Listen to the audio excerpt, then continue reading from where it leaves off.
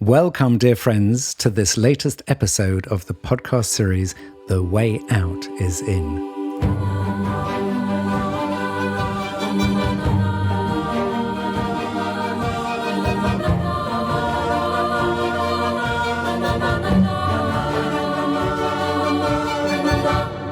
I'm Joe Confino, working at the intersection of personal development and systems transformation.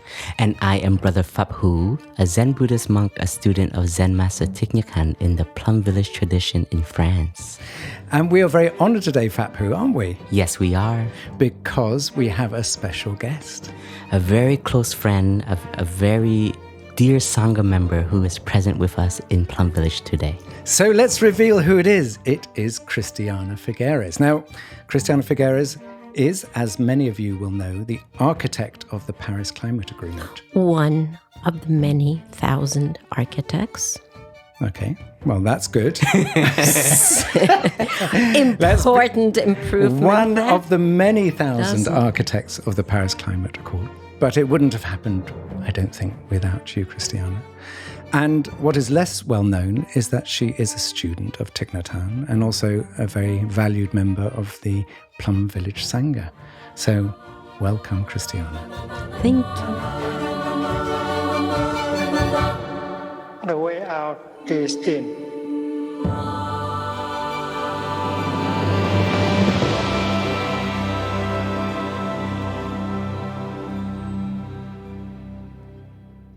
Welcome, everyone. I am Joe Confino. And I am Brother Phap Hu.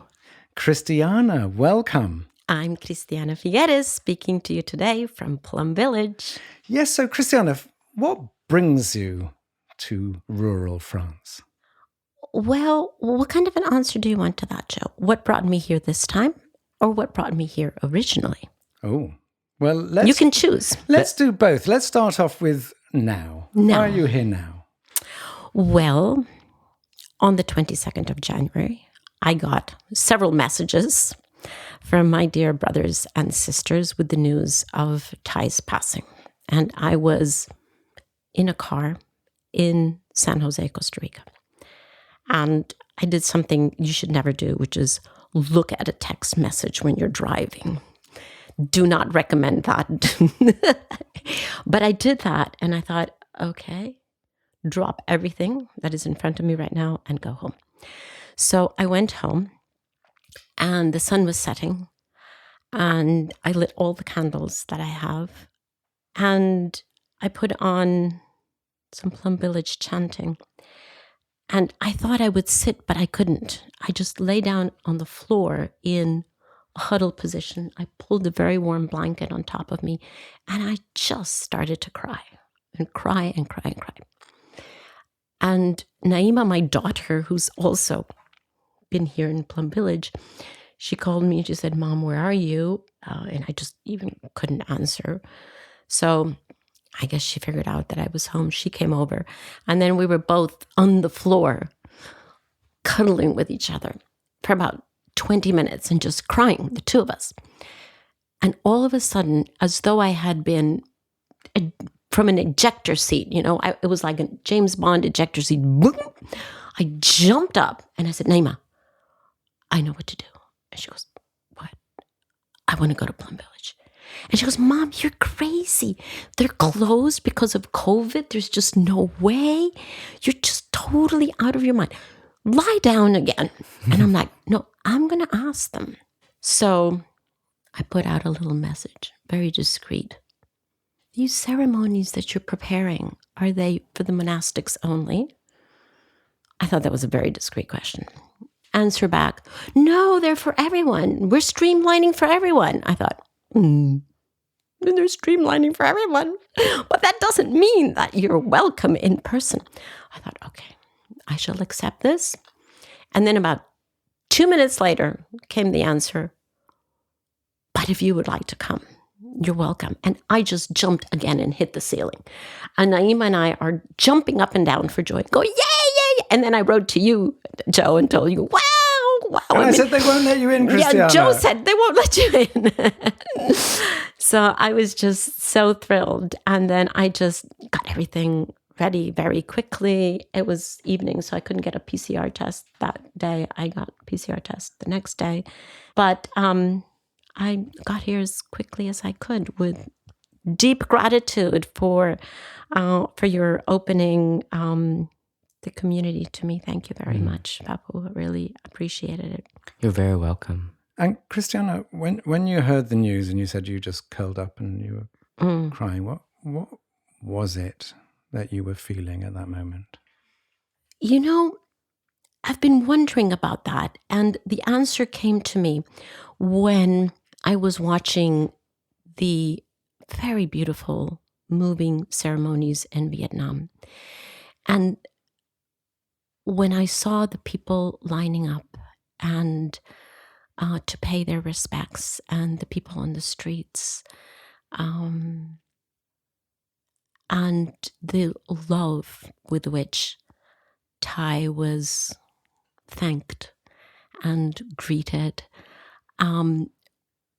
it suddenly occurred to me that I was reliving the passing of my blood father, who was also a very, very beloved figure. In this case, in Latin American politics, he was 3 times president and the father of democracy in Costa Rica, and just incredibly loved. And we had to hold him in his casket for days and days and days because there were such long lines of people who wanted to come and pay respects. And then we had a very long procession from the National Museum where the casket was, to where we finally laid him to rest. And the images that I saw from Vietnam had the love and the respect, but multiplied times 100. You know, because Thay was, I have my father, my blood father, who I still love and respect so much and admire. But then Thay was my spiritual father. And he was a spiritual father to so many millions of people. And the fact that Thay was a spiritual leader, but also such an embodied human. The fact that he was both those, you know, that spirit that hovered over us and held us, but also someone that was so aware of just our human needs, and that combination that we usually think is mutually exclusive, but that combination made him not just respected and revered, but truly loved by millions of people. And so for me, it was like, oh, wow, first I lost my physical father, my blood father, and now I'm losing my spiritual father. And it was an enormous amount of grief, because it's almost like you scratch a wound and it bleeds again. And this time it was bleeding, I think, you know, in a more profuse way, perhaps.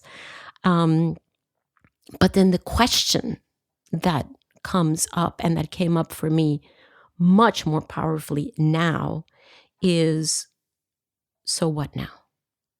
What does that actually mean for me? What does it mean for all other students of Thay? What does it mean for Brother Phap Huu? What does it mean for the Sangha? Because, and I think the first time that I talked to you, Phap Huu, I said, you know, I feel like this is a step-up moment. It's a step-up moment for everyone individually, and it's a step-up moment for us collectively, because up until this point, we've been a little bit of free riders, right? A little bit riding on his coattails. And you so beautifully talked about that in the podcast that I just listened to yesterday, how you were describing that up until that point, you felt that you were holding the torch from the bottom. And then, you know, you had the insight that now it's for you to hold the torch. And obviously your position in holding the torch is completely unequaled. But I also think everyone else has to hold a torch. Everyone has to hold a torch, you know, and Thay was so clear about that this was going to be for the Sangha. And actually not just for the Sangha, this is for humanity, right? He was very clear that we are on a process of becoming our better selves constantly. And he held the torch for us so clearly, but it's the step up moment, right? We all have to now step up and pick up our torches and do collective leadership here. It's really interesting, Christiana, because that was a very similar feeling that I had, which is that what does this mean for me, and what does it mean now for me to be a serious practitioner? Yeah. And where are the gaps in my practice, and where am I not fulfilling actually my wish to be sort of to represent Thai in that way? So it's fascinating you say that, and I want to get. Well, you and I have been talking about this, in fact, even before. Yes. Thai passed, right? We were talking about it in Costa Rica. Yeah. When you were in Costa Rica, we were, talking about, what is the next chapter for us, and how do we step up? But I think Thai's passing is like, okay, enough contemplation about this. Now, let's do it. Yeah. So we're going to get to that in a little while. But Phap Huu, I wanted to ask from conversely, Right. What was it like for Christiana to come all the way from Costa Rica to be with the community at this moment? And it'd be lovely if you put that in the context of the Fourfold Sangha, because some of our listeners will know that actually Thai created this whole idea of monks and nuns, but also lay practitioners, etc. But I think it'd be good to explain that and why, in those terms, Christiana showing up was important. Yes, in that very moment when we were all managing our emotions and our feelings, and at the same time, because Thai is a person of action, so in this moment, as a continuation body of Thai, we had to go into action in creating in spaces which became ceremonies for collective grief, collective embrace, collective contemplation on no birth and no death. And we were in this zone that is very hard to come back to, because it causes and condition this particular energy, which is like we have to work for Thai. And like what Christiana was saying before, like a lot of the times when I was going on retreat with Thai, like you just ride Thai's light and we are just a support. But now his students, his continuation, we need to do it. And we need to bring the community together, because Thai was that magnet. And if we don't do it, then we're not continuing Thai. And that is the insight of interbeing. And so we were channeling, as a collective community, strong collectiveness. Like I remember gathering everyone. We said, in the next 8 days, we are going to practice real selflessness. Everybody has to give a hand. I know we're all grieving, but we have to be together in this very moment. And at the same time, we were reaching out to all of our international communities to let everyone know of the situation of the passing, so we can be united. And of course, of COVID time, we do have some restriction in coming to the monastery. Like if you're just coming for the day, then we have a meditation hall that is set up where you can pay your respects. But if there are those who can come to help us, there's going to be particular protocols that you have to follow in order for us to be able to embrace you in this moment, because we don't want to be handling COVID and exactly. then the ceremonies. And then we did explain to Christiana, and she was like, whatever needs to be done, I will do it in order to be a support. And I think for a lot of us, the first action, Brother Nim Tung, who is sitting here with us, he's recording this, like he joined me on the walk down to the editorial office, which became our headquarters for the first night. The first thing we did when we all came in is we just hugged each other. So we knew that coming together is the strongest energy, and I would say the community is one of Thai's masterpiece. So, and the masterpiece is not just the monastic. It is laymen, lay women, and lay members who also don't identify as a particular gender, but it's humans. We are a community together. And so at this moment, I was one of the ones who had to ask permission if I Of can course, give they had to ask you for permission. to give the green light to Christiana, and I was I didn't dare write to you directly. but I was one of the conditions that, because I did do a video of the atmosphere, and it was like in the video you can see everybody on their laptops, on their phones, and I was sending this to a lot of members of like the team is assembling, and because of that video, many monastics who were on home visits or on trips outside, they're like, what am I doing outside? I need to be with the Sangha. Yeah. And I think that was the video I saw. Honestly, thank you for reminding me. That was the video I said to Naima, I would like to be there. Whether they will let me there or not, but I would so want to be there. And so when Christiana, wrote back to us, very willing, and her stay was going to be long, which gave enough time for spacing and then tests and everything to come into our bubble. I said, she has all the conditions. And somehow a lot of us who are in that team have a very long relationship with Christiana, and we know of her relationship to Thai and to the community, and we just needed warmth, really. And I remember when I saw Christiana in Upper Hamlet, I couldn't go pick her up because I was holding the community here. But when I saw her, I came into the Sangha as a child. And one of my blessings was like, I have a lot of teachers, a lot of mentors, and to some, they feel like my mom, my dad, my uncle, my aunts. And when I saw Christiana, I felt like I was in an embrace of a mother. Like really, and we couldn't be so close, but we had tea together. But I just felt so warm, and we had tea in Thai's hut, and we just took moments to breathe together. And I think Thai is always teaching us and giving us this opportunity to still come together and see the beauty of connection. Yes. So I remember that particular tea, and then Christiana reaching out to us in person saying, what can I do now?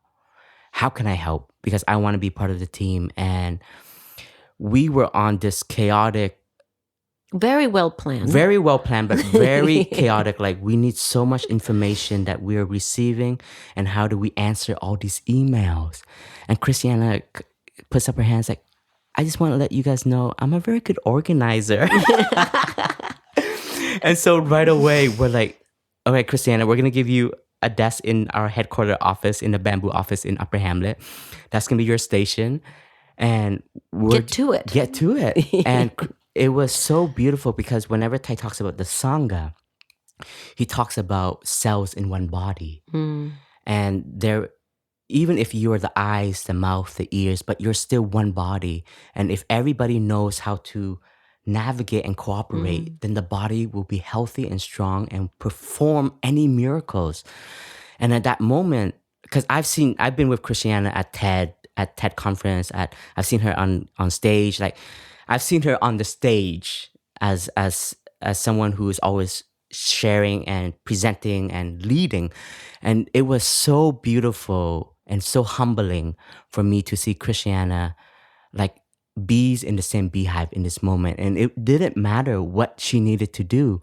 There was a moment when Christiana had nothing to do, and she's like, what can I do? And this slideshow that is now on YouTube is very beautiful images of Thai's life from his year he became a young monk, 16, to all the way to he was a world Zen master.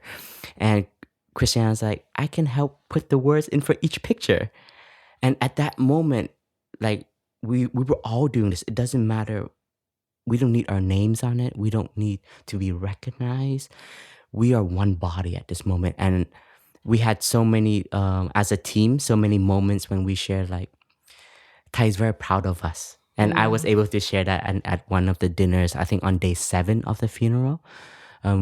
We were just sitting together, and I told the whole team, I just want to say, like, I know Thai is smiling, and I can even say he is hugging us, dancing with us, because he's so happy to see that all of us, monastic and lay, are working hand in hand. And we had Martin, Kata on the PV app, on the PV web page, all of these other TNH Foundation from across the globe. Joe, you were coming in through phone calls, and we were all in this together, and it was It was interbeing in action. Thank you. Interbeing in action. Beautifully put. Yes.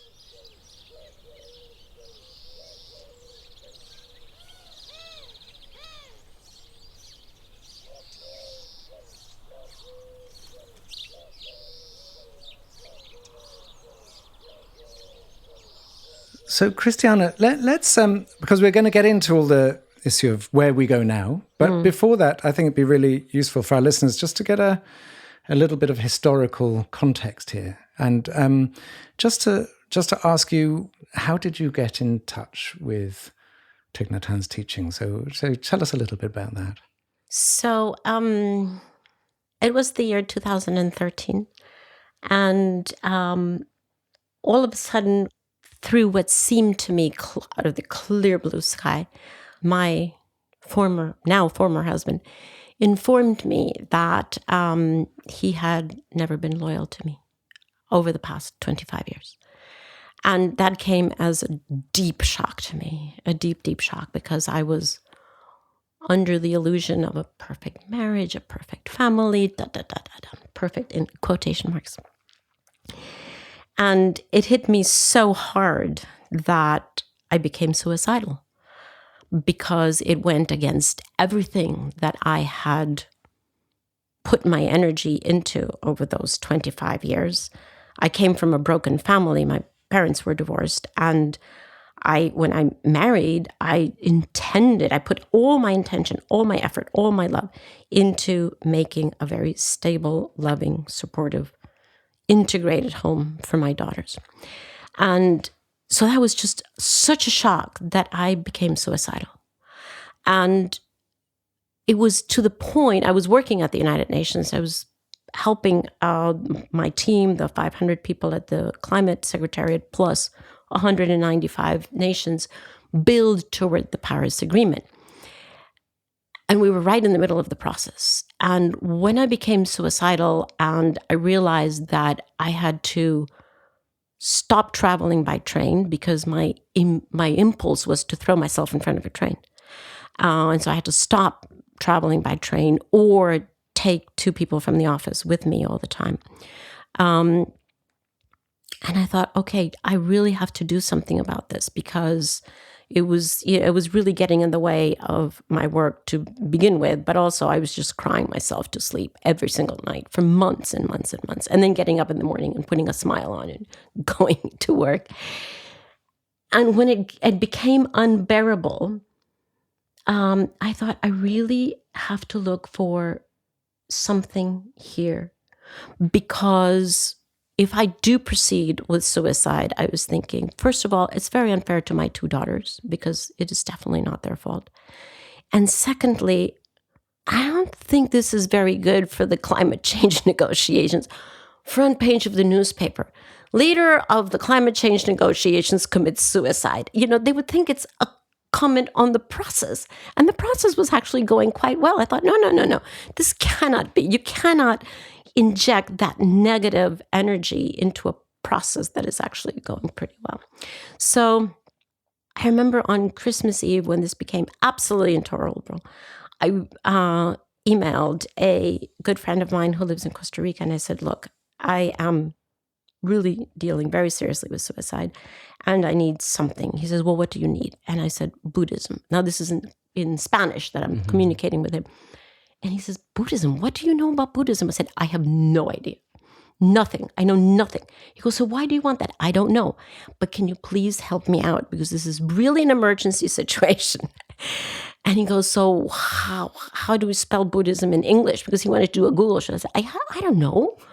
I think it has a double D. Maybe it has a double H. I honestly don't know how to spell it. Can you please help me out? So in about 10 minutes, he sends me the link to Plum Village. He doesn't know anything about Buddhism either, right? He sends me the link to Plum Village. So I look it up and I read whatever was on the webpage at that time, which is now different.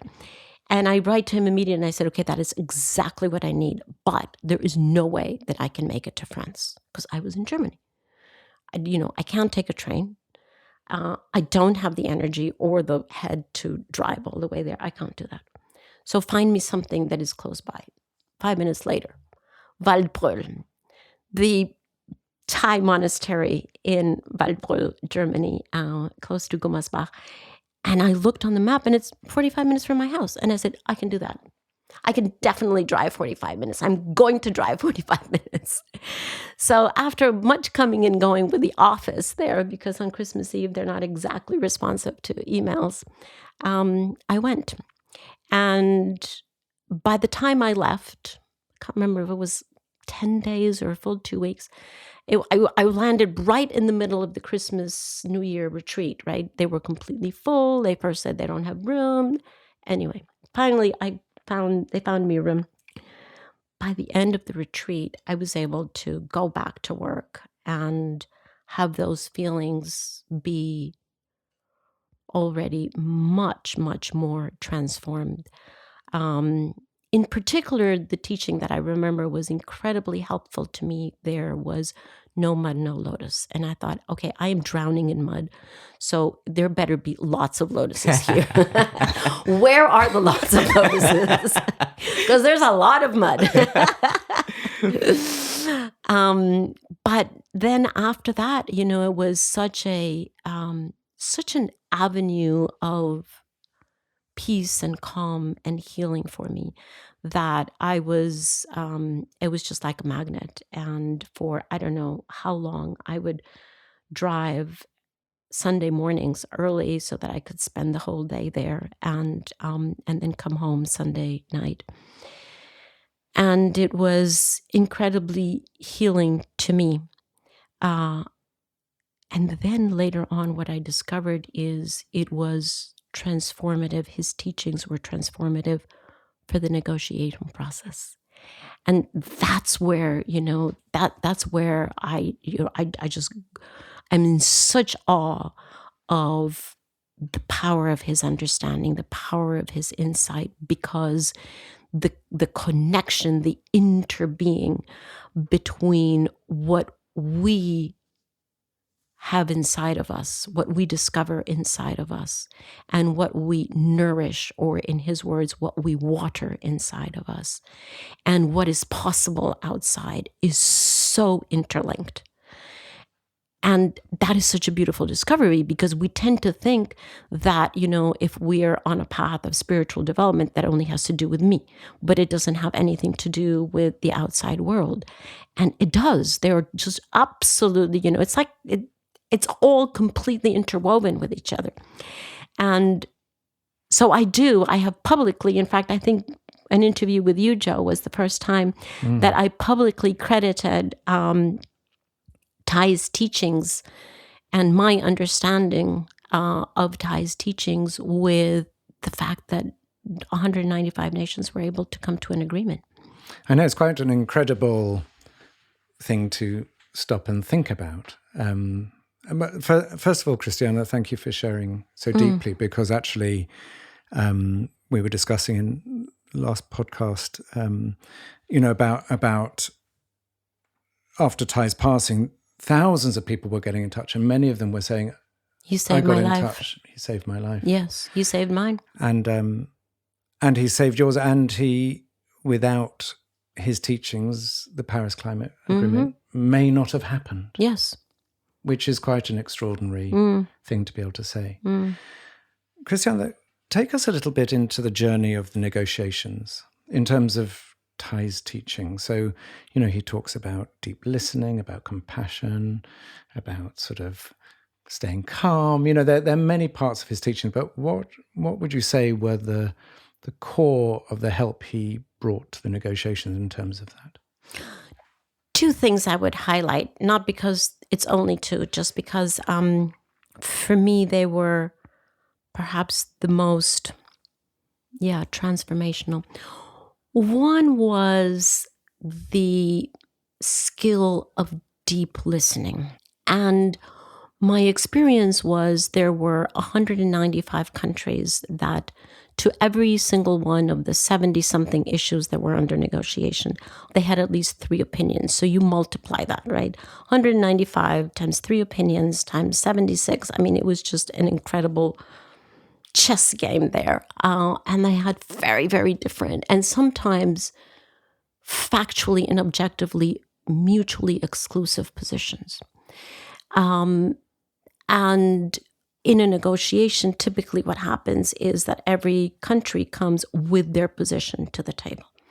And the purpose of them coming around the table is to inform everybody else of their position. Nobody really comes to listen.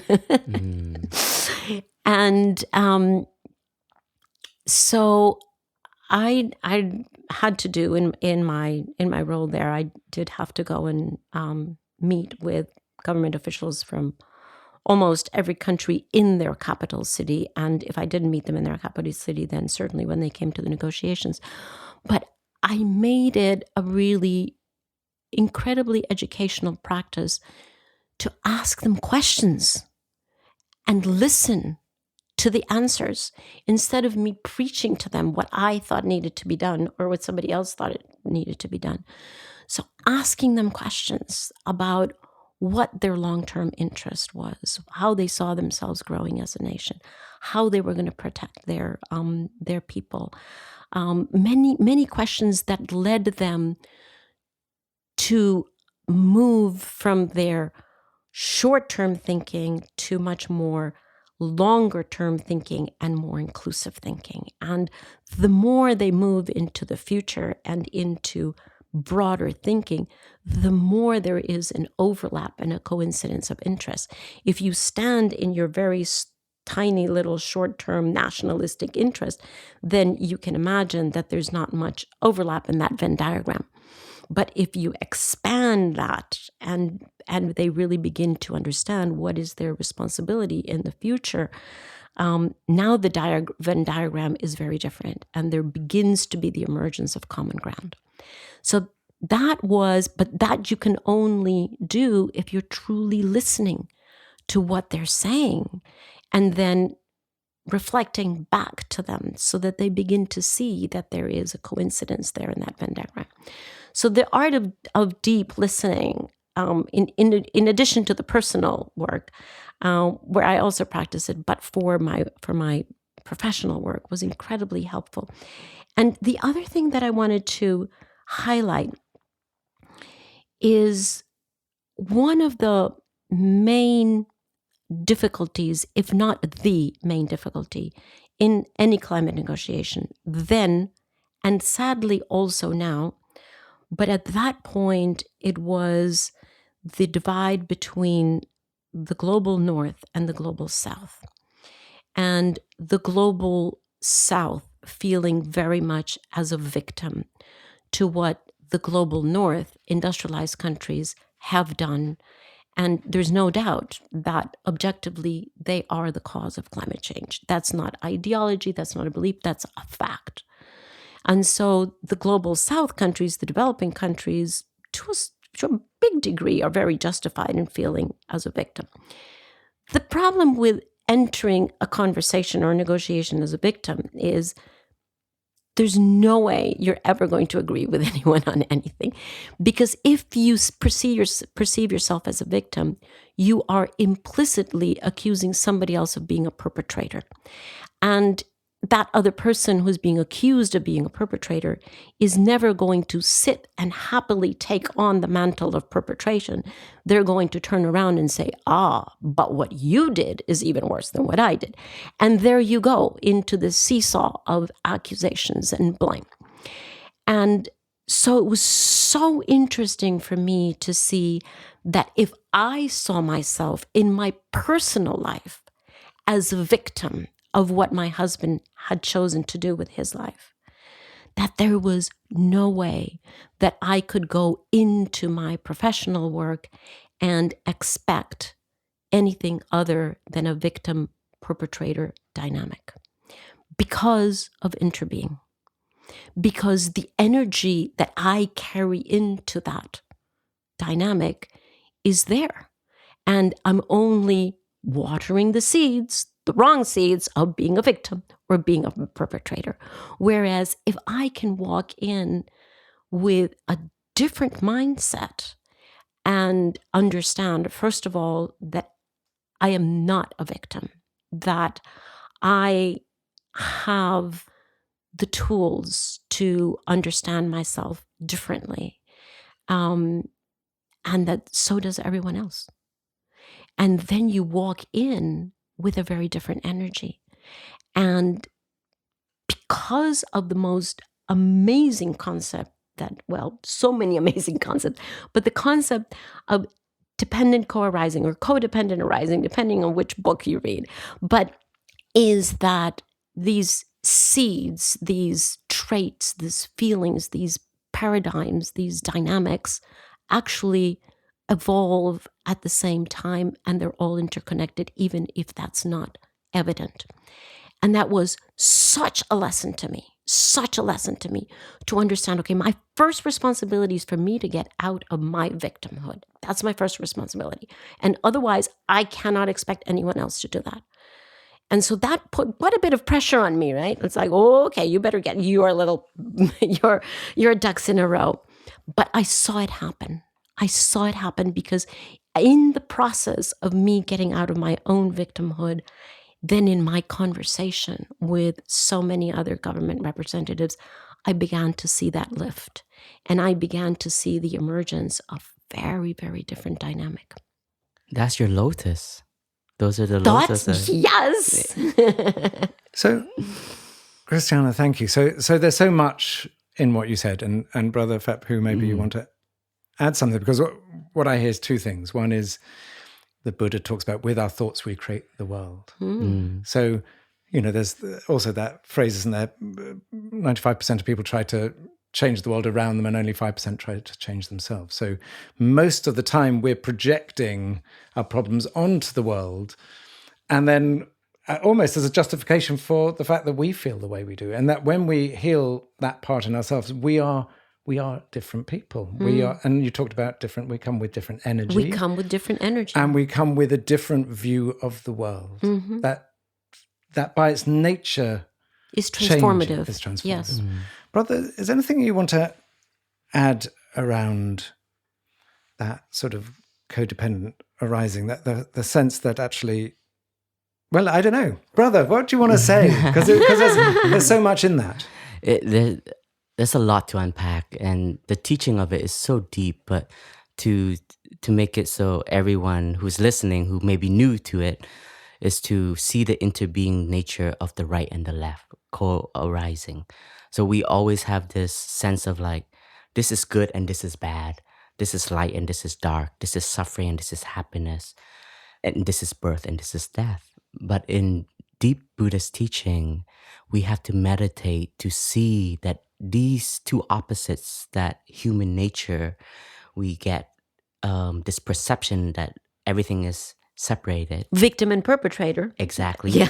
We have to transcend that, and we have to see the mud and the lotus. And sometimes it's not obvious. And as a meditator, we have to learn to see our suffering because that's one of the noble truths. But by seeing the suffering, then you start to see happiness. And sometimes because we don't look at our suffering and we just get this bubble of suffering, and then we get covered up and life becomes hell. And our teacher usually tells us hell is not somewhere far away. Hell is in the here and now, but also heaven is in the here and now.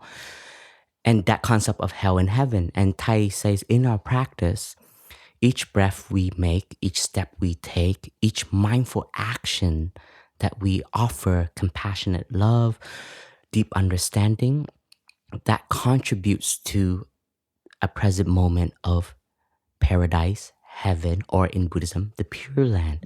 And this is a very deep practice, but it's very simple. But it takes a lot of training because our mind, our consciousness is so used to, and at the same time, it's more convenient to see ourselves as a victim or as superior and inferior or even equal.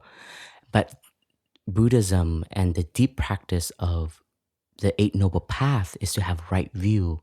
And right view, it actually helps us to break through discrimination, which all these opposites are discrimination. But when you have this insight, when you live life, you see suffering, you don't become a victim of it, because in the suffering, happiness is somewhere there.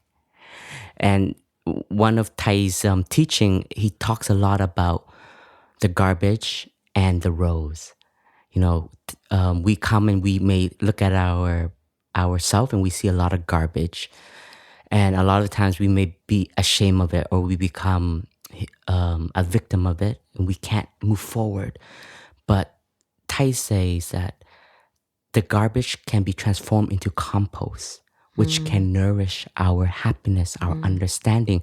And this gives us an understanding, deeper understanding of happiness, because happiness doesn't just mean la la land. Happiness means you understand your suffering. You understand, oh, by continuing to water these seeds, I'm going to always be a victim. If you see that, that's happiness. And that's where you grow. That's where the inner growth, inner strength is developed. And for me, you know, a lot of the spiritual practice and the meditation, a lot of times we practice and we don't see our growth right away, because you expect to meditate and you become a Buddha tomorrow. But the training is to be patient, and the training is to understand ourselves more and more each day. And this is also, there's a virtue to patience, and there's a virtue to understanding. And there's this teaching that Thay has offered us, and it's very comforting because Thay speaks to the audience, but he's speaking to his children, his spiritual children, which is all of us. He says, I would never want to send my children to a place where there is no suffering. Because in that place, my children will never able to grow. Yeah. And this is very important. And this helps us as students break free from this illusion that we can only be happy in a perfect place. And let's say Plum Village. A lot of us come and we feel a family. We fall in love with Plum Village. We always say we have a honeymoon phase with Plum Village. And then the more you live, you start to see, oh, there's some who don't practice so well. There are corners where the monks don't clean so properly. Why there's so much spider webs in the dining hall? And then you start to see the grass is not green here. You look for somewhere else. And Thay said, you know what? The Sangha is not perfect. And there is beauty to it, because we can continue to learn from each other. We can grow with each other. We have suffering. We have difficulties. We look at it. We learn from it. We evolve from it. And that is really important, because that is also the renewing and the freshness of Buddhism, which is all of us are a part of. And I think this is part of the co-arising. And when we look at ourselves in a relationship or in an environment, in business, in work, you know, I'm looking for a career. I want the best of the best. I'm sorry, there's no perfectness.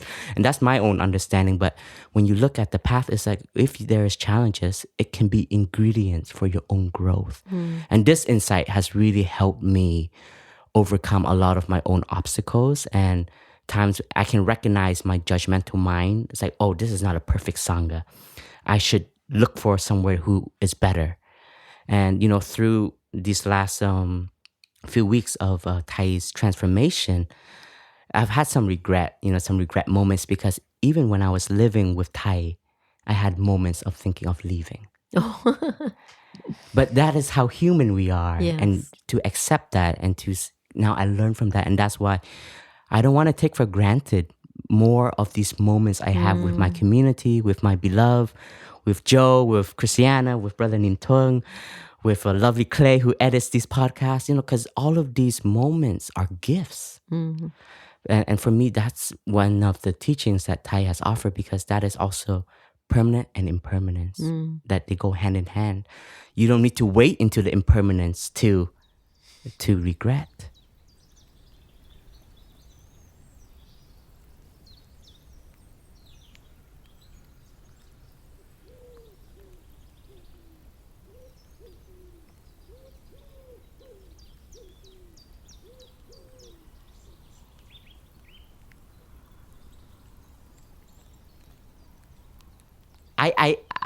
I would like to now ask a question, because I think I want to hear from both of you. What was the moment when you felt Thay was my spiritual teacher? What was it? Was it his presence? Was it a teaching? Or what was that feeling? Because I think it's very interesting, because I grew up in a Buddhist background, and I grew up with Buddhism in my heart and in my blood, in my bone, and in my culture. But I think for both of you who come from different culture, different religion, upbringing, and I think, Christiana, when you share that, it's like, I just need Buddhism. That's, Tai always says that every one of us has a spiritual dimension. One day it's going to be knocking on a door saying, are you nourishing your spiritual dimension? I want to explore that a little bit with both of you. You go first, Joe. So when I was young, I had this idea that if I resolved all my problems, then I would never have to deal with them again. It's like I understand this problem, I resolve this problem, and I'm free. And what I learned as I was growing up was that, as I was growing older, was that actually we carry our wounds with us. They are part of who we are. They are what makes us a whole person. That is very similar to what you're saying. It is our wounds that make us whole in a paradoxical sense. And I think with Thich Nhat Hanh, it was the recognition that I could be myself, and that I could come home to myself, and that I had been away from myself for all my life.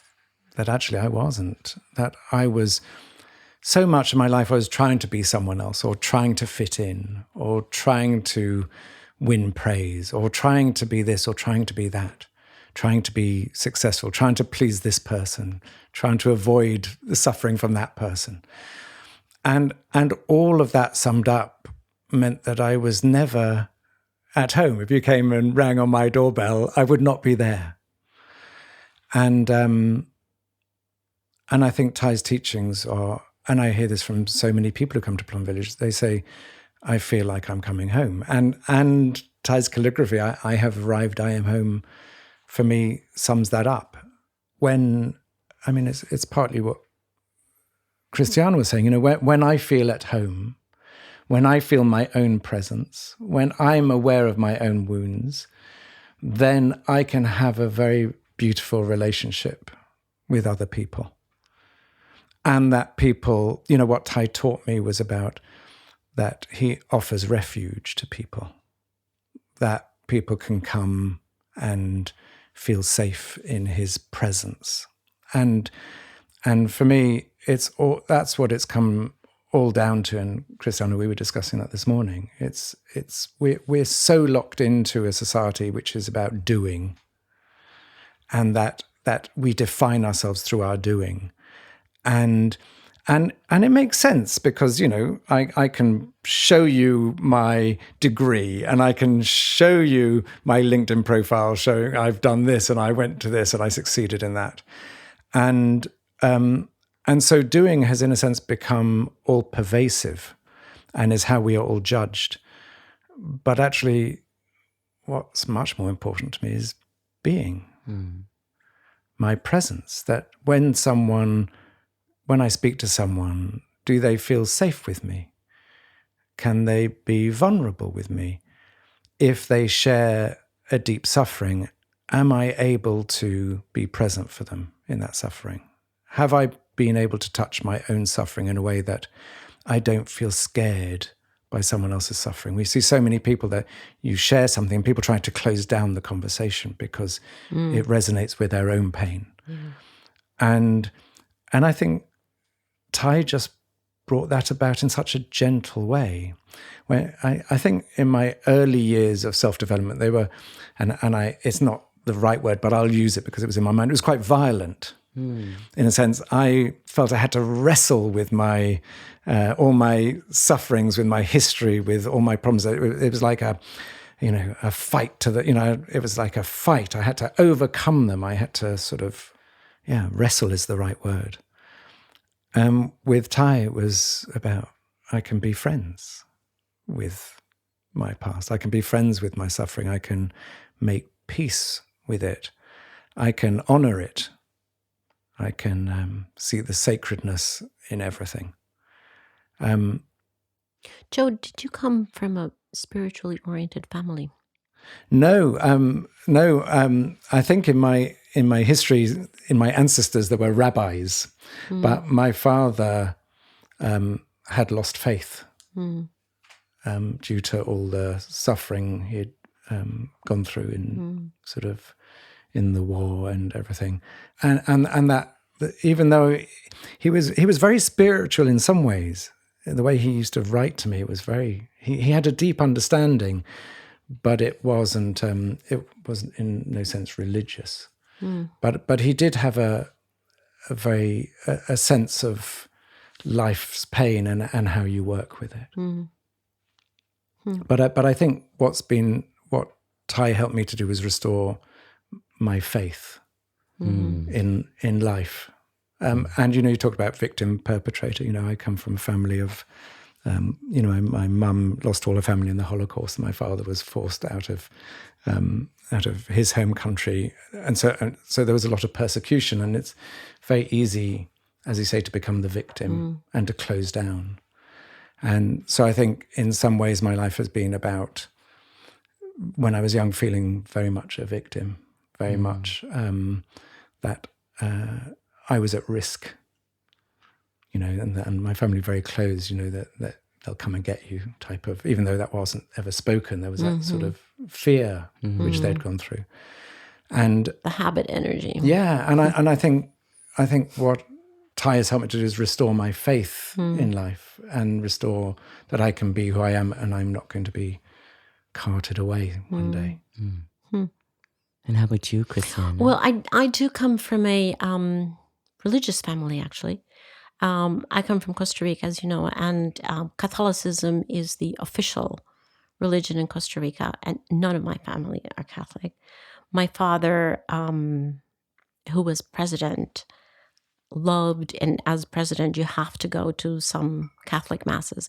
And he loved to go, not because he believed in it, but because he would always say, it's perfect. Nobody's asking me any questions. Nobody's approaching me. I can sit there and I can think. And so that's why he loved going to Catholic masses. And my mother was not Catholic. She was from a religion called Christian Science. Her parents were Christian Scientists. And we were brought up by my mother in that religion, all of us. And I was a practicing Christian Scientist until I was 16. And a pretty strong practicing Christian Scientist. And then I left when I was 16 because I could no longer accept, I wonder what the verb is, accept, that in Christian Science there is a beautiful, profound recognition of everything that is love, truth, life, all the positives. But there is a fundamental denial, and that's my word. Christian Scientists would never use the word denial. Denial of anything that is on the negative ledger. And my grandfather, who was very important in my life, and I have huge respect for the way that he practiced his religion. But for me, I just found that so difficult to divide the world into good and bad. And the good will attract me and I shall practice the good, and the bad is literally non-existent and it shall have no hold on me. And I just couldn't do that. I thought okay, I'm not a good Christian Scientist because I can't do that. I can't divide the world. And so I thought, I moved away from the religion, and I thought, okay, well, then I won't be able to have any spirituality in my life if that's the only option that I have. Until I met Thay and I went, oh my gosh, okay. So these are actually two sides of the same piece of paper, right? There is no division between the two. And in fact, they actually feed each other and they strengthen each other, and you learn from the relationship with each other. And as you have just explained, between suffering and happiness. And that was such a huge aha moment, you know? Here in Plymouth, we talk about happy moments and vulnerable moments. And what else do we talk about? Legendary moments. Today we had a delicious moment of our wonderful lunch. Thank you, Joe, again. But that was such an aha moment for me. And it wasn't just a moment. It was like several months that it took me to go, wow, this is a completely different, fresh approach to the reality that we experience. Because the fact is, we do experience both good and bad. We do experience joy and suffering.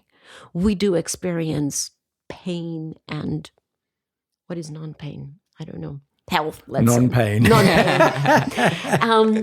And they are, you know, they're so much part of the same thing. And so for me to, you know, to begin to get into understanding that, you know, that the tea is made out of non-tea elements that are part of the tea, to just use one of his analogies, and to begin to wrap myself around that. And I went, oh, now it makes sense. It was such a huge, I mean, yes, it was a spiritual awakening, but it was also a cognitive awakening for me, because I had separated these things, you know, into completely different universes, and bringing them together and understanding the very intimate relationship between the two was such a relief and such a fertile ground for me to be able to derive just many, many, many different lessons from that.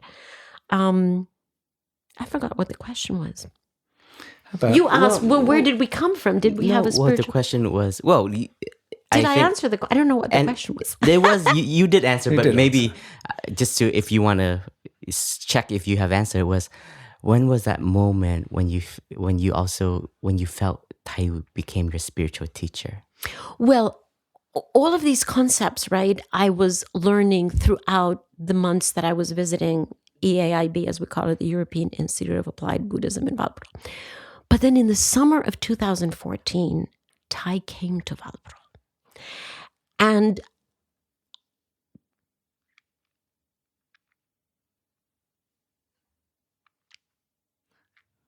dear listeners, we'll just take a moment to breathe with Christiana. It's an emotional moment.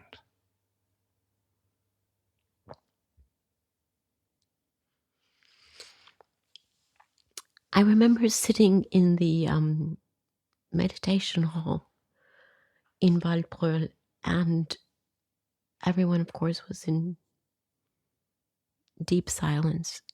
And I remember seeing Tai walk in, and I just thought, that's it.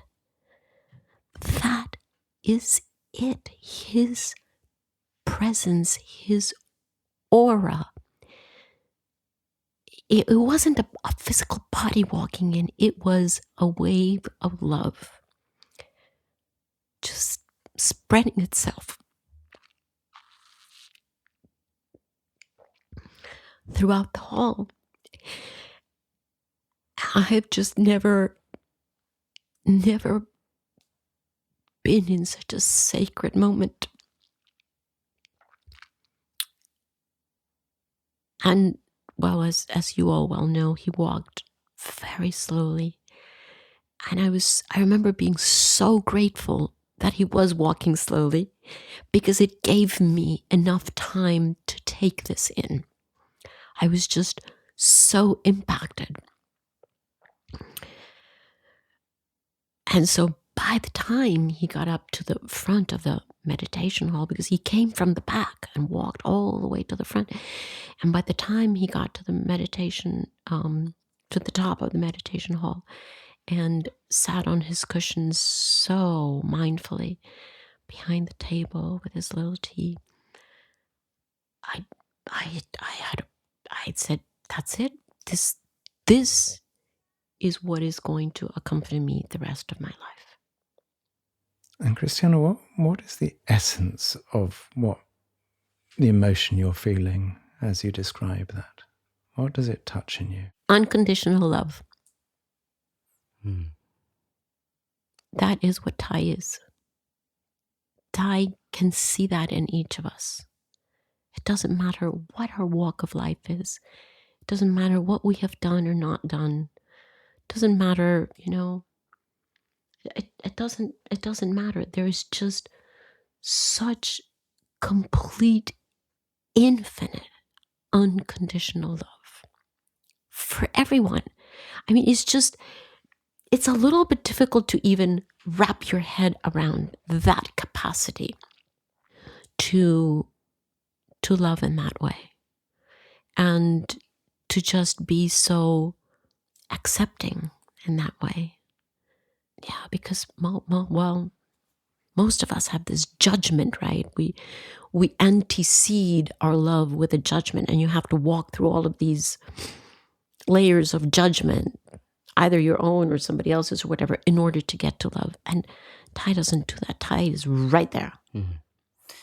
And there's a story, and maybe you know, Christiana, but after you being in touch with Plum Village and Ty through EIB, you wrote Ty a letter, an email or a letter, and you shared who you were, and you consider yourself as his student. And Ty received this letter, and he called one of the sisters in, which now is your dear friend, Sister True Dedication. And he said, please support this person. She's going to be one of my continuation. And I know during the Paris Agreement in 2015, a delegation of Plum Village came. And that was a mission that our teacher gave to a small group. And, Sister True Delegation shared to us, like, we didn't know what we're going to do, how we're going to support, but we just felt just our presence maybe can just be a comfort for Christiana. Mm-hmm. And that was because we know Ty can't be everywhere, but he was already practicing to see him in every one of us. Yeah. And from him to send a delegation, it's like, I want you as my students, as my continuation, to go and support Christiana at this moment.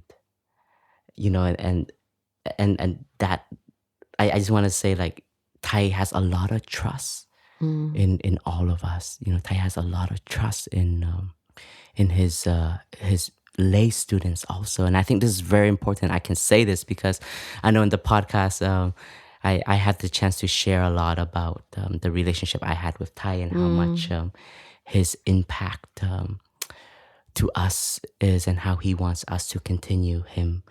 But I just want to share, like, Ty's trust to also the fourfold, which is the lay friends who are not monastic.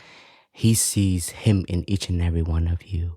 And Joe, you have also this beautiful connection to Ty and this to be close to interviewing him. And he's always said journalists should water good seeds in people also, not to just share news that are heavy and strong and destructive, right? So I just felt as we are continuing to honor Ty's legacy, just to point this out, because it brings up this moment of what we all have been sharing in the last few weeks. It's like, what's next for all of us? Yeah, what's next?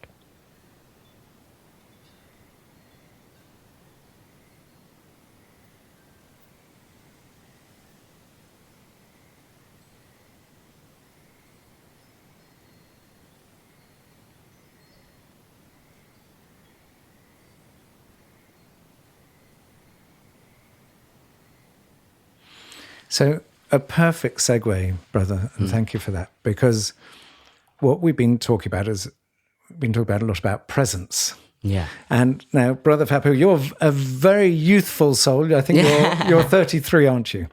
Yeah. 33. So 34. 34. Yes. Maybe 33, 34. A youthful, old, wise. Oh, yes.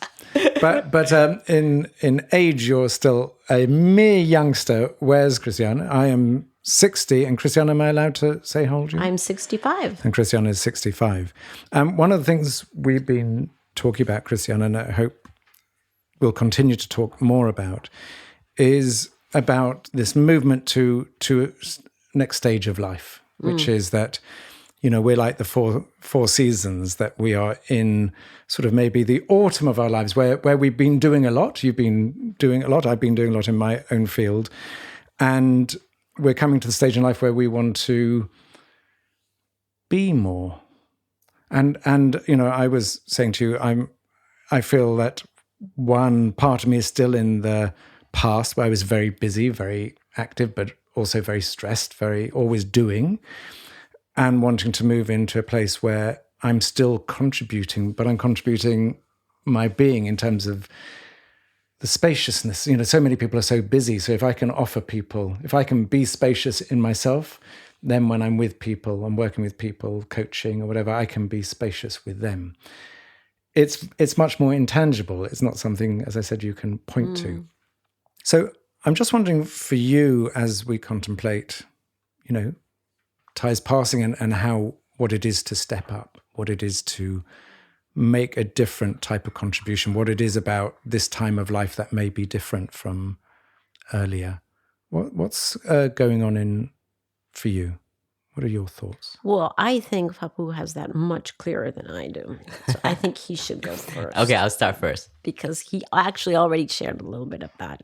I think one of the amazing things that we didn't know, but Ty was already training us to be a community without Ty through our time with him in the last 20 years. And I can share this on my own experience, because through all of the retreats and meaning all of these meetings, how do we organize, how do we make right decisions, Ty started to empower the Bhikshu and Bhikshuni order, which is the fully ordained monks and nuns. And in Buddhist tradition, in a monastery, the core community is the Bhikshu on the monk side and the Bhikshuni on the nun side.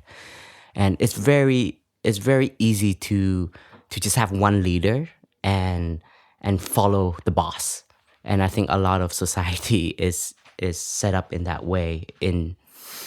It's an easier route, I would say. But Ty had this vision, and I think was already thinking about us, was that he knows impermanence and he knows we are of the nature to die. And Ty knows that one day he's not going to be here. So through the years, he was already training us to see that the community is Ty. And Ty has shared, even if you take a cell, a DNA from Ty, and you clone him, that won't be Thich Nhat Hanh, because that clone wouldn't have suffered the suffering that Ty suffered. He wouldn't have gone through the wars. He wouldn't have been exiled.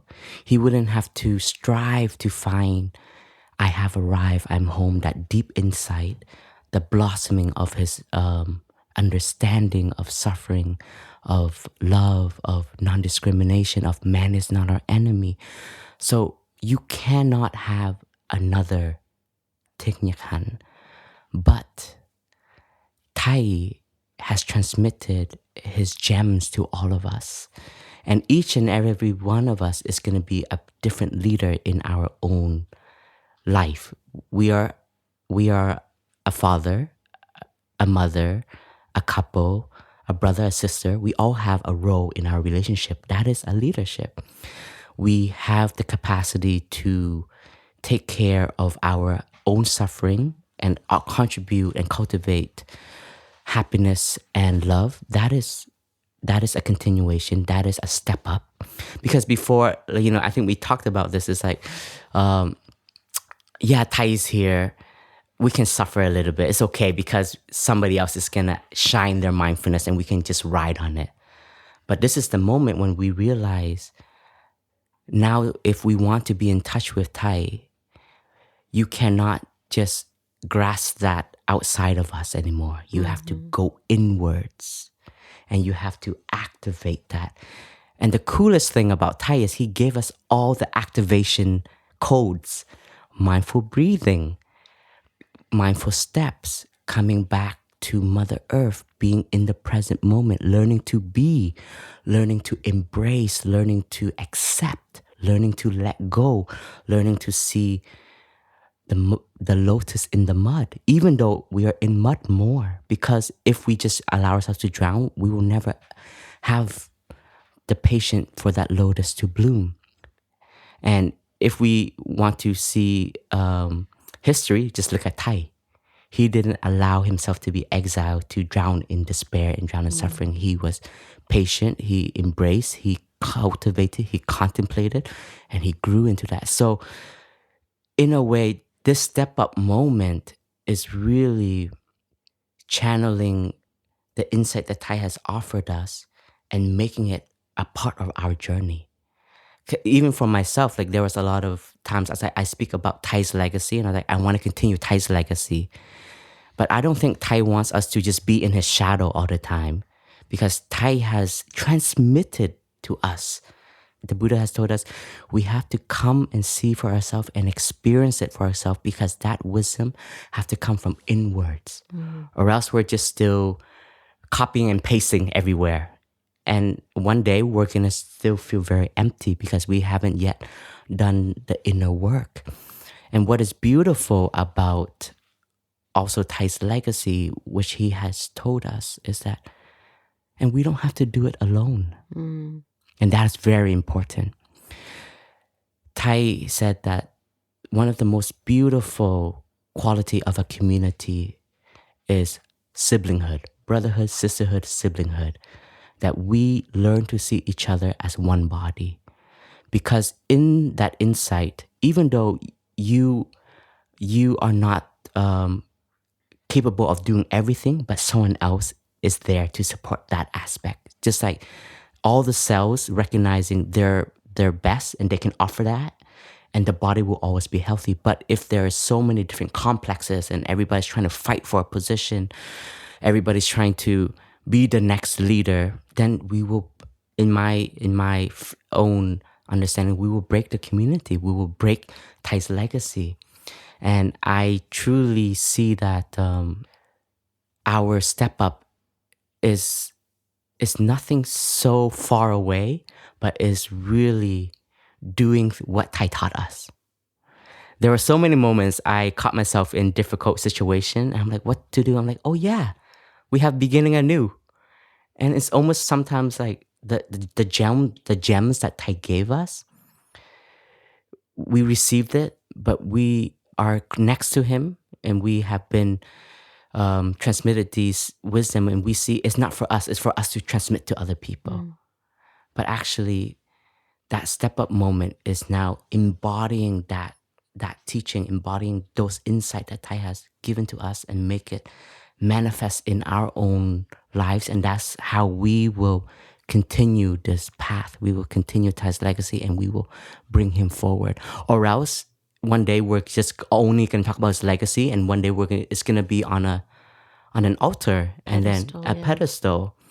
And I think this is what has I've been contemplating, and I've been reflecting, like, what does it mean? And for me, it means that we don't need to put Thai on a pedestal.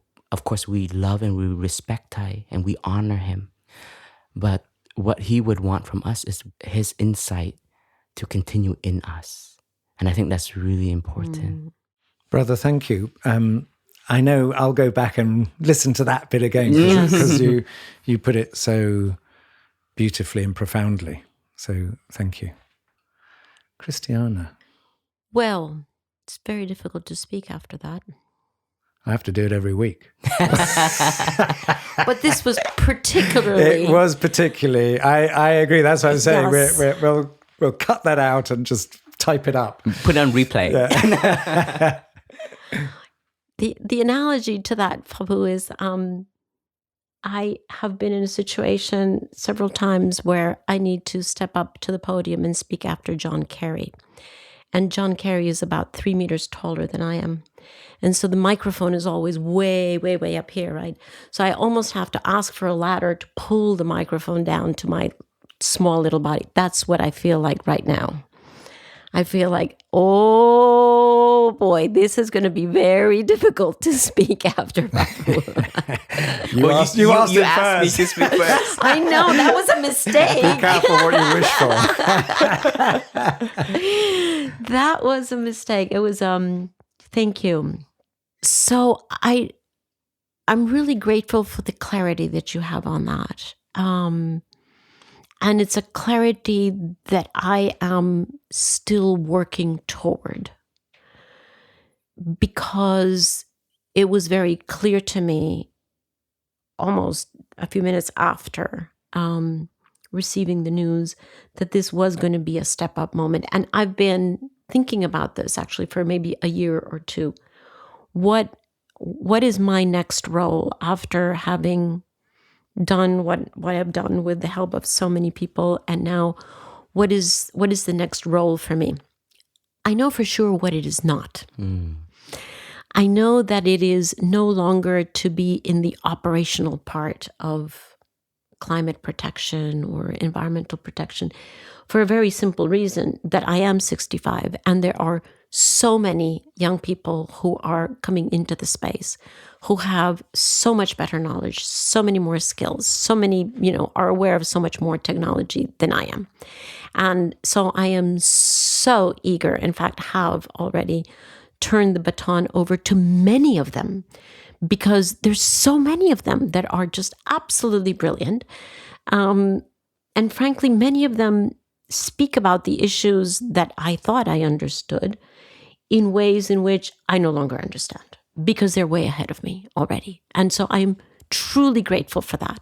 So I no longer need to or should be in the operational part of this. So I'm grateful for that, and it's a huge relief. But then what? And so for me, what is becoming clear, and I warn you, that's part of the reason why I'm still here, and you haven't gotten rid of me yet. I'm going to be here still for a few weeks, is to have more clarity on how can I strengthen the arc between the spiritual understanding that we have and the understanding that that transformation starts with the being, and then the doing comes later and not the other way around. How do I strengthen the arc between that understanding and what I would irresponsibly call the outer world? How do I strengthen the arc between the inner world and the outer world? First for me, and then how do I take that strengthened bridge and offer it to others? In particular, at a time in which, as you all well know, we have millions of young people who are drowning in despair and who can't see above their doomism, and who truly, truly do believe that their die is cast and that they have no future. And I don't believe that to be true, but I do understand that it is true for them currently. And they're deeply in that pain, deeply in that suffering. And that was not so 5 years ago. That is a pretty recent phenomenon that we have reached both the depth of that pain and the numbers of those who are experiencing that pain. And so it seems to me that my next chapter is to help with that. And I'm not sure how that's going to look, or I'm not sure. I'm just totally not sure how to take that into operation, if you will, or how to exercise that. But I do know that that is what I would like to do. I also know that it's sorely needed, and that I can let go of the other pieces because they're much better, much more capable, much more prepared people to be doing that other than myself. So that means that I'm here with a big question. So any pearls of wisdom from your side would be very welcome. Okay, brother, before you give us the answer. Isn't this wonderful? We're not leaving this room until we have the answer. We have the answer. But I'm seeing that increasingly. So I was on a call with a number of climate leaders last week.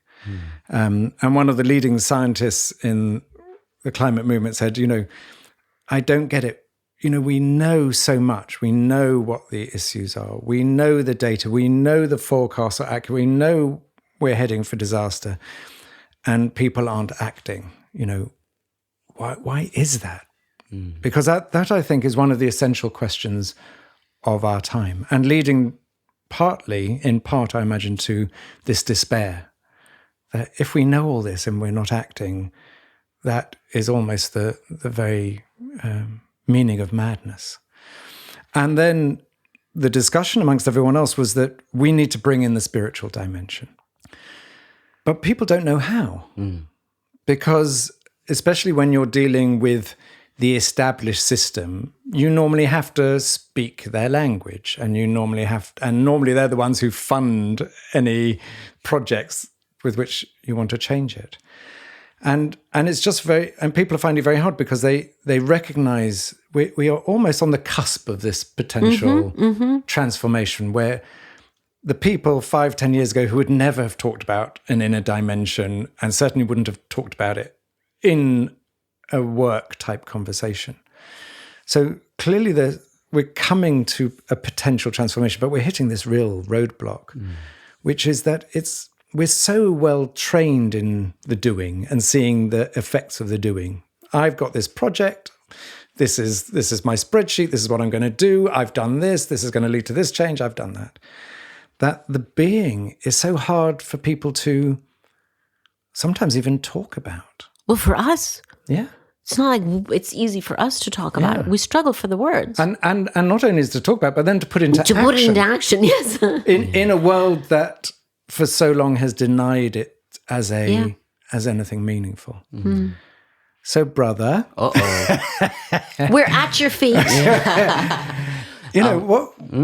Because we need to make this. We're at the point of the edge of a precipice, and we need to build a bridge to the other side. Yeah.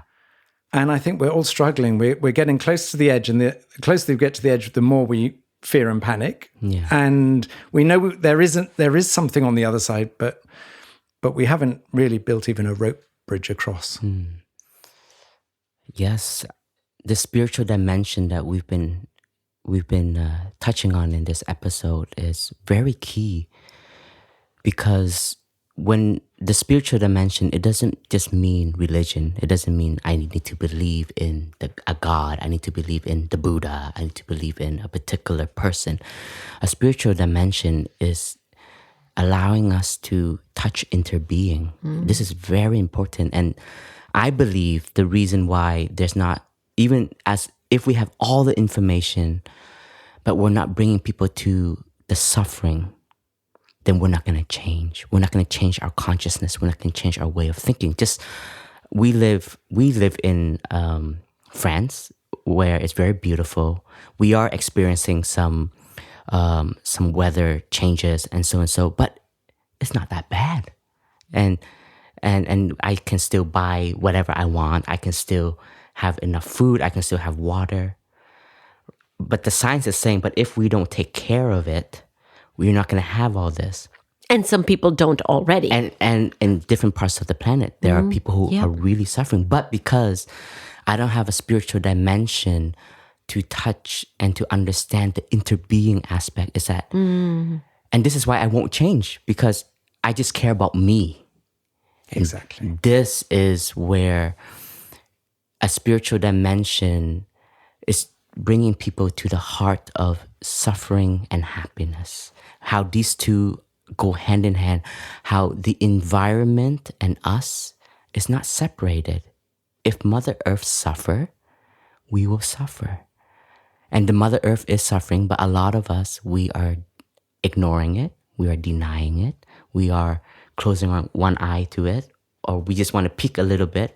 And we can say, oh, that's not my problem though. I'll leave that to Christiana Figueres, or I'll leave that to scientists. But what we have learned and what our teacher has emphasized so much on is community. because nature is community. Nature support each other by the whole cosmos. All of these organisms come together, and that's how it has outlasted all of us. But us, we have such egos that we feel we are better, we are more powerful, we are alphas, and we forget that actually we are so young. We are babies to this planet. And Mother Earth has transformed many times.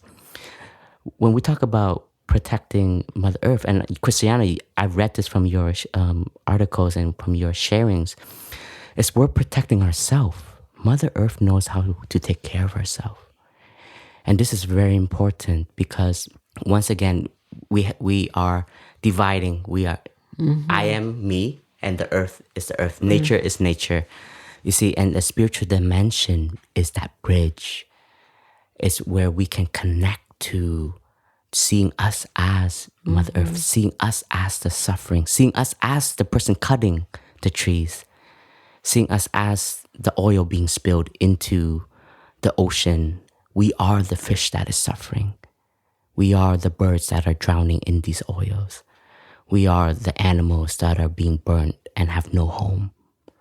But most of us, we don't even have time to contemplate that, or our attention is to entertainment, to things that just excites us and cover up our suffering, because also looking at our situation can be quite overwhelming. And that's why we want to push it away, ignore it, and say, maybe I'll leave that to the future generation. And once again, that is not into being, because who is the future generation? It's your children, your descendants, your friends. They are you also. So that is an element that our teacher has been trying to teach throughout his whole life, and he entrusts that to all of us as his continuation to continue to spread that insight, and to also do it in a way that we have to be very skillful. And this skillfulness, we have to learn. In every situation, we can communicate, we can express, we can let people experience it through different Dharma doors, through different ways. And I think that's going to be very crucial for us as his descendant, as his continuation, because when we suffer, Thai still suffer. That's how I see it.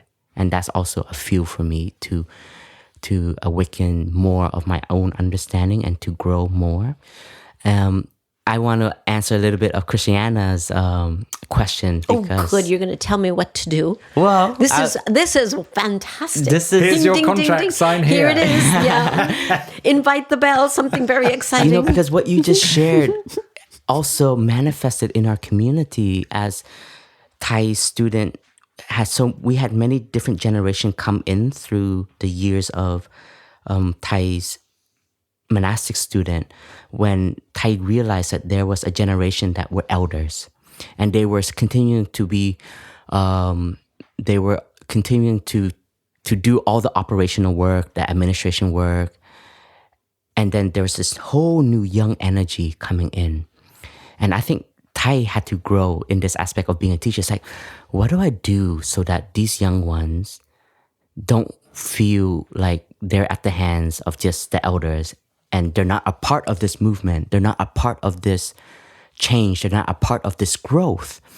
And so there was one year, Thai created this new image paradigm, you can say. The elders, now your role is not to do the operational work. You become a pillar of refuge because you have a lot of experience. And it doesn't mean you just sit back and drink tea all day. No. Your presence by showing up is a contribution. When you come to the meetings, you don't have to give all the inputs.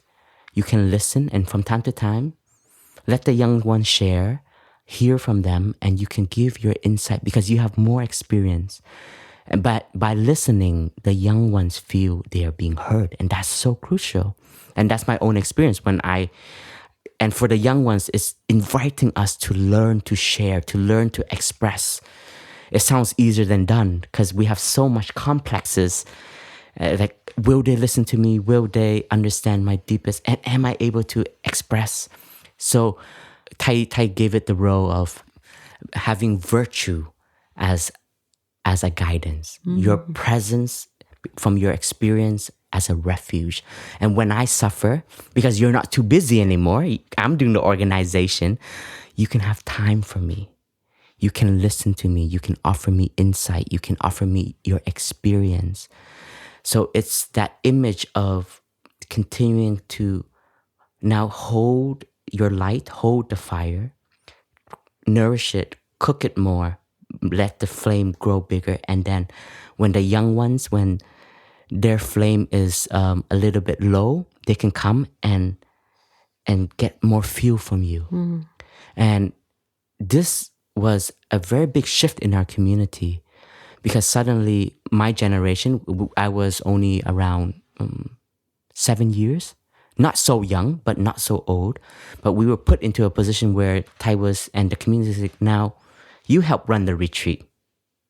And the elders will now give the Dharma, the orientation. Thai was still there, so we still listen to Thai's Dharma talk, but they would do more consultation. They would do more of the leading of the Dharma. And their role was now as a guide. And that, I think, also transformed something in them, because then they start to realize that I have to practice, because people are going to really take refuge in me. And if I don't practice, my words will have no weight. And I think with us who are experienced and who have age, there's wisdom to that. There is depth to that. And a lot of us, we just want to sit with you and drink tea. And we just want to sit there and hear your stories and share our experience, and maybe share our questions and get some, we call it shining light. And Thai says that also keeps the elder connected to the young. And this was what Thai always did. So from time to time, Thai would invite us for a meal, and Thai would say, "What's new, Gong? What's happening?" You know, and it's very spontaneous. And sometimes now that I remember, I would say the most randomest thing, and there's no depth to it. But Thai's like, "Oh, really? That's your suffering?" And it may, for Thai's like, "Wow, that's your suffering. That shouldn't even be a suffering." But that is Thai's connection. And so the youth and the elders don't feel apart. And I think that's really, really, really an art to it. It's an art of community, and it's an art of always having a bridge and knowing each other's role. And I think that element really can help you not burn out, because you see you have a continuation. And I think that's what you want, Christiana, and that's what you want, Joe. And that's, when you are all this experience, you're mature, you want to express, you want to share, you want to give, and you want a continuation. And that is also a legacy of Thai. I know, thank you for listening to me and giving me this space to share. But there's so many times I've come to both of you and I've shared, I would like to look deeper together. And that's because I see you have space for me. And I feel I can take refuge in you. And sometimes, honestly, you don't need to say anything. I can just be there in your embrace, and I feel recharged. And that comes from presence, though. And that's why the practice of learning to be is it's not simple. When you are really there, you look at someone, you listen to them, you're giving them your trust, you're giving them your presence, you're giving them your energy. And that's very recharging. And I think a lot of the young folks, they have a lot of aspiration, they have a lot of energy, but their experience may be lacking. Sometimes they may be unskillful in words, maybe unskillful in presentation. But if the elders can say, "No, speak, but it's okay. Maybe next time, just share it from this direction. Be a little bit more compassionate. Maybe have a better posture in your sharing." And this was my training. When I was a work coordinator, I used to fidget a lot. I get nervous. And my body used to move back and forth. And one day, a venerable in Deer Park, who I'm forever grateful for, he just put his hand on my shoulder and he's like, "Just be still, my younger brother. And that changed my presence. And that was just an action and 2 words. Just be still, my younger brother. A 2 sentence. And that is virtue. And he was experienced and he saw that's all I need. And that was a transmission. So how can you as elders see ways of transmitting now? And through the transmission, you will still be doing. That's the amazing thing. Because that's what I saw in Tai, even though Tai was still guiding us. But by guiding us, he is doing the future because we are going to carry him to the future. And both of you, I have to say, you have a lot of fire. And I want you to be able to continue to contribute that fire to all of us who are young, who are aspiring, who want to have a change in our personal life and in the collective world, collective environment, for us to feel empowered, to feel also supported. And that's where we will carry all of you into the future. And that's why I feel roots are so important, because for me, roots are connection. So that's what I would like to offer. Well, that told us. Thank you, Brother Phap Huu. So, this is good food to chew over. Yeah. Just breathe a little bit, because we've just received an unbelievable transmission. No, I got it. Yeah.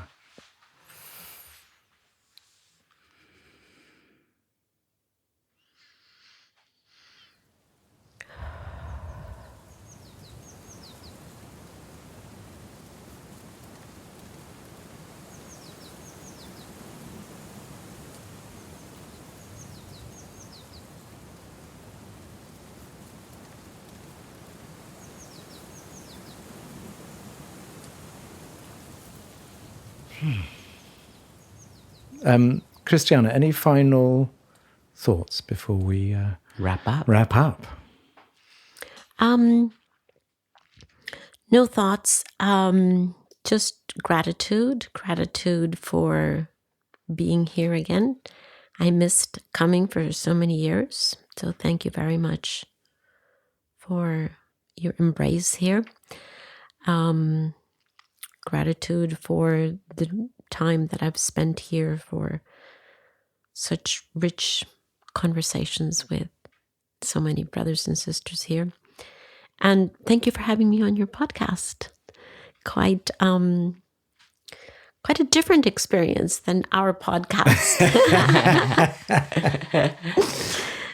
And a very beautiful one. Thank you. Yeah, and it's such a rich conversation, because actually these are the deep aspirations. How we have and so many of our listeners will have this wish to create change, wish to make the world a happier and better place.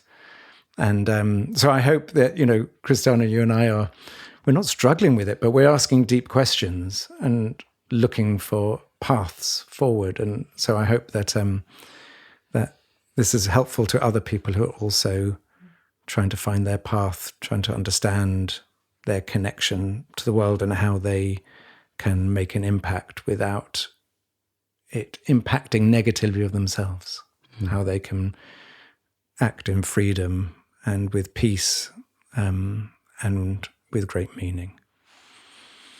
Brother Phap Huu. So we like to end, as all our regular listeners will know, we like to finish with Brother Phap Huu giving us a meditation to bring us back to the present moment, to resettle ourselves after lots of words, but to use words to come back to ourselves. So Brother Phap Huu.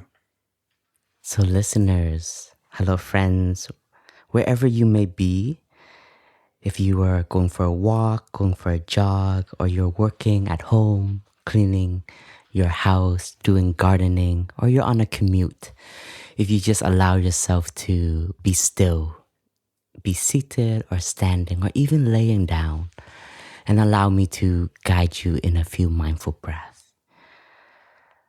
So let us become aware of our in-breath and just identify this is my in-breath. And as I breathe out, I identify that this is my out-breath. In and out. You can feel the in-breath coming in your nostril, filling up your lungs, your abdomen, your whole body. Breathing out, you release, relax your breath.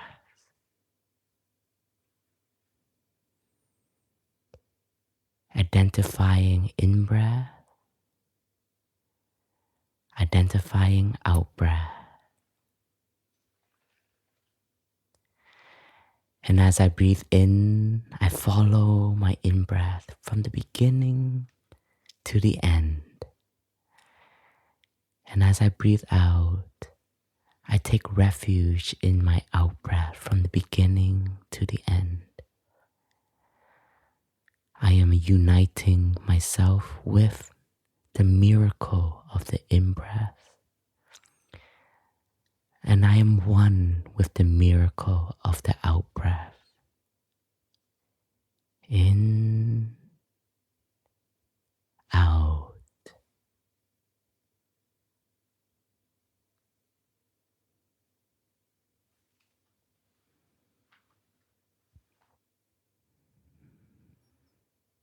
And as I breathe in, I become in touch with the trees, the birds, the sunshine, the clouds, everything that is supporting me. Breathing out, I have gratitude. In, I am in touch with the nature element that supports me. Breathing out, I am grateful.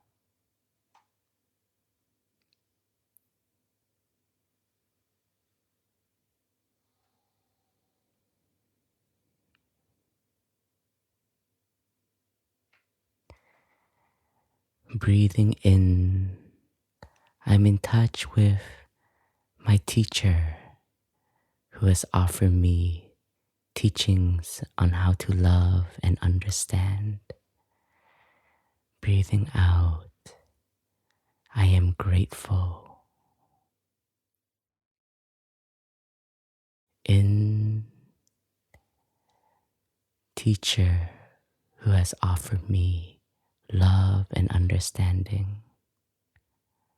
Out, I am grateful.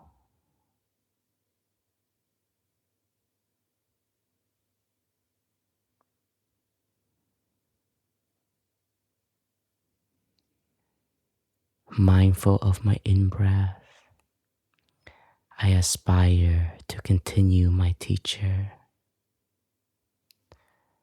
Mindful of my out-breath, my teacher is smiling to me.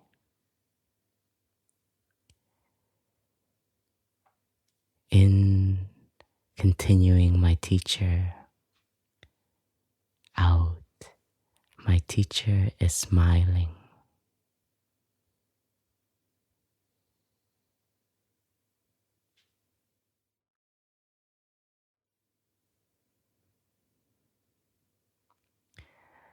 Breathing in, I feel alive. Breathing out, I'm so grateful to life inside of me and all around me.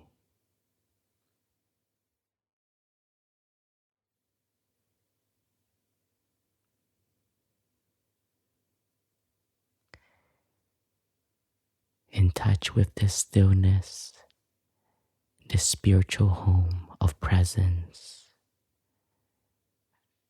I nourish and I cultivate.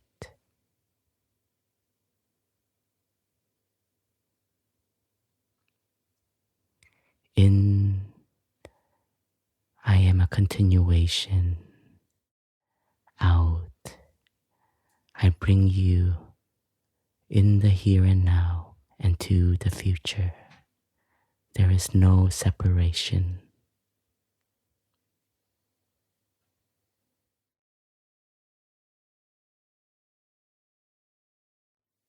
Breathing in breath. Breathing out breath. So simple, but it is the key to the here and now.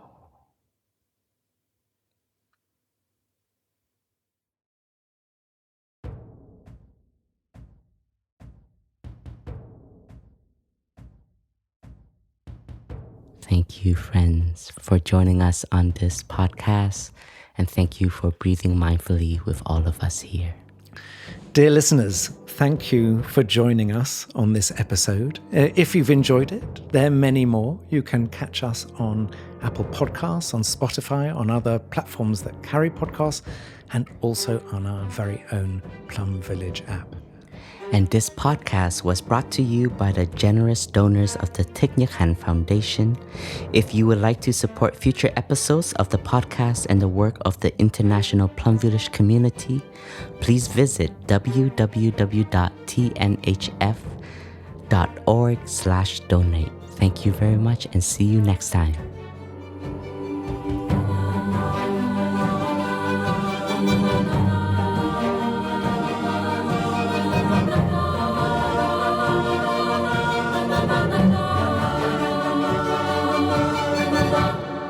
The way out is in.